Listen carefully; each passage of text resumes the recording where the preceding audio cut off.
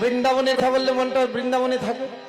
সেই জন্য কীর্তনিয়ার নিয়ম হয়েছে শ্রোতার মনটাকে হয়তো নবদ্বীপে, নয়তো বৃন্দাবনে, হয়তো গৌর হরির চরণে, নয়তো রাধা গোবিন্দের চরণে নিয়ে রাখা।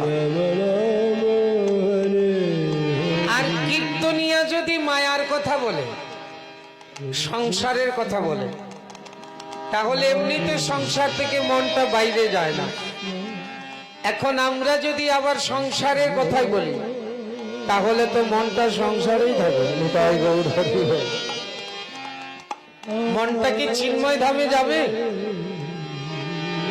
তাই এতক্ষণ আমরা নবদ্বীপে ছিলাম, এখন মনকে ভরসা করে আমরা একটু বৃন্দাবনে যাব। তাই তো সবাই মিলে একটু বৃন্দাবনে যাব। বৃন্দাবনে গেলে একটু রাধারানীর জয়ধ্বনি করতে হবে। আর মনকে বলুন, একবার চলে রে আমার